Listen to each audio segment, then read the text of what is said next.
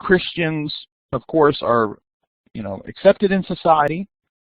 The separation that people like Tertullian encouraged to stay away from shows, plays, athletic contests, more and more throughout the first century, Christians are attending those things. I mean, obviously they were doing it before, or Tertullian wouldn't have, written about don't do it.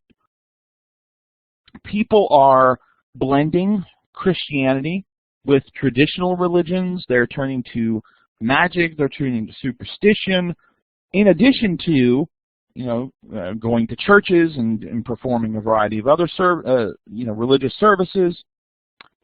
Preachers are preaching against this, but it's still occurring. So, there isn't this, what used to be this clear distinction between the church and the world. It is losing some of that because of, here you have an emperor who is favoring Christianity, also, claiming a Christian identity. And, one of the other things that happens is, prior to this point, there had been quite a bit of concern about the poor. Jesus goes to the poor, Jesus is on the side of the marginalized, but now there's this focus on the powerful and the rich.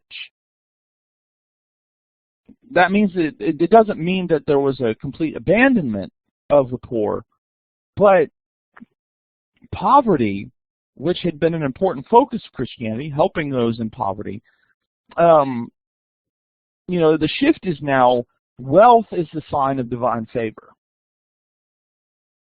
which it hadn't, for a lot of New Testament Christians, wealth was something you used to help others. But now wealth is, well, that demonstrates that you are right with God for a lot of Christians on the ground.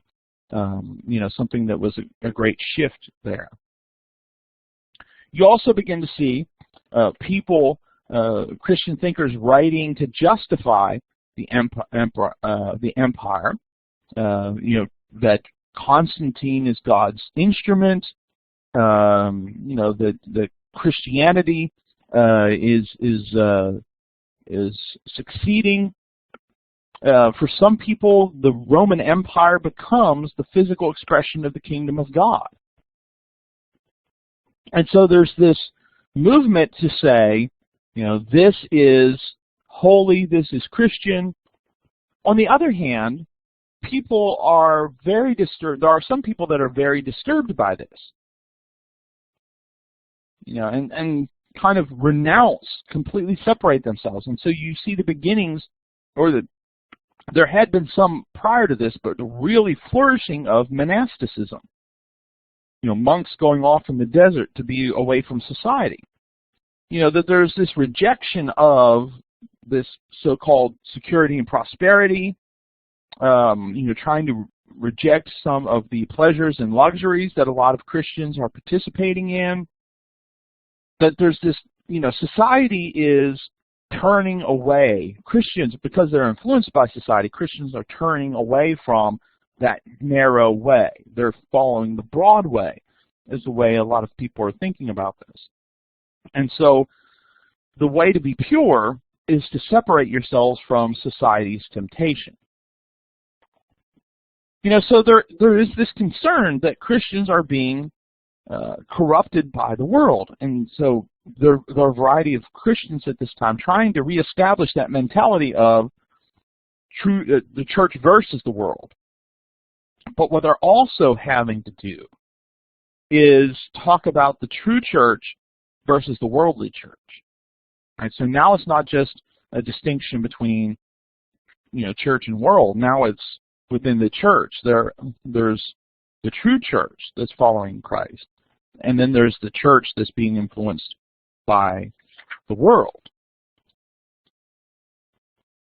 Other questions that come up have to do with the relationship now between these two forces.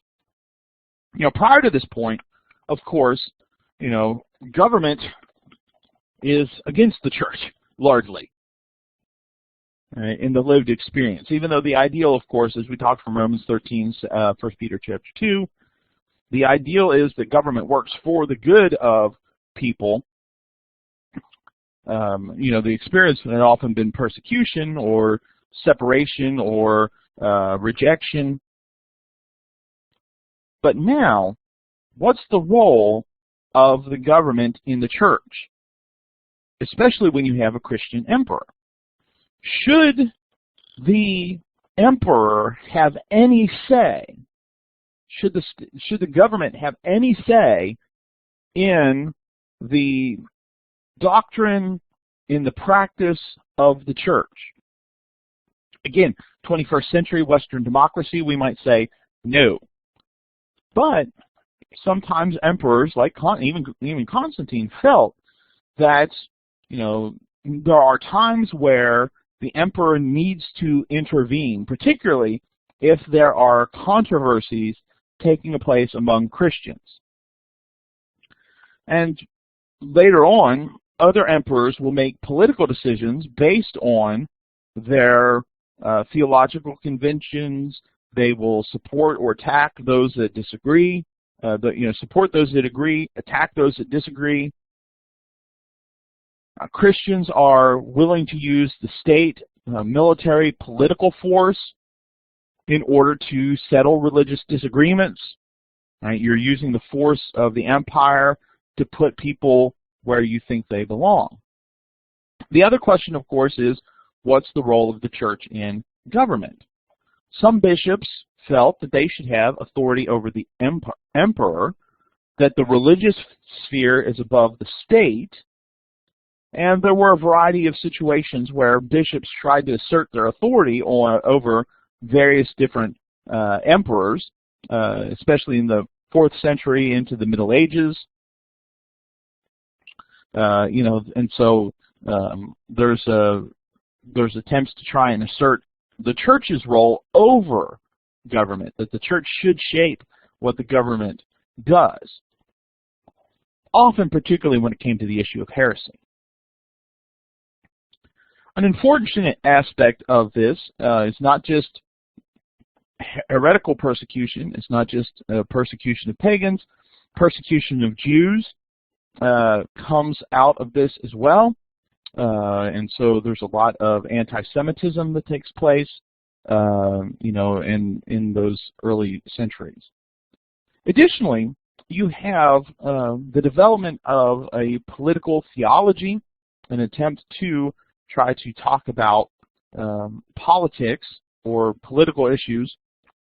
And the first one to really lay out a clear political theology was a man named Augustine from the 4th and 5th centuries.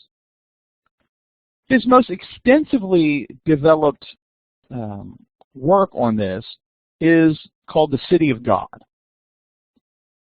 Essentially, there are two cities, right, for Augustine. There is the city of God, and there's the earthly city. Now, Augustine is writing because Rome is in the process of falling. Right? So we're talking about 400s, late 300s, 400s. Rome is in the process of falling to outside forces. And so a lot of pagans are blaming Christianity. And we didn't have this problem before the Christians were in charge. And so Augustine tries to write, or is attempting to try and refute that argument.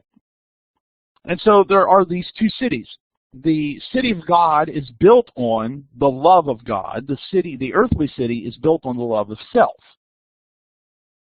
They're always going to remain intermingled, but they're always hostile to each other. So eventually, with this struggle, only the city of God will remain. Human kingdoms rise and fall because they are based on human thinking and the human inclinations, and they practice human vices. And so ultimately, the city of God is the one that's going to remain. So Rome's fall is not due to Christianity, it's due to what human beings do. Another important idea that comes out of Augustine, theologically, is the role that coercion plays in his political theology. Now, Christians exist in a world of coercion, right? The world operates according to coercion, but Christians have to be careful with coercion. They shouldn't use coercion except for when it comes to dealing with heretics. Coercion may be important and used by earthly governments against heretics for their own good. Right? The goal being that you separate, you're trying to convince the heretic of the error of his ways.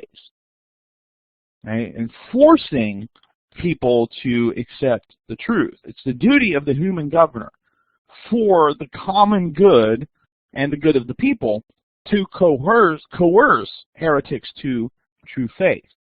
Now, for Augustine, that means economic pressure. It means throwing him in jail, perhaps. Doesn't appear to mean for him torture. It does not appear to mean for him execution. But here you have this idea, this development of, the government can be used to force people to come to certain religious truths.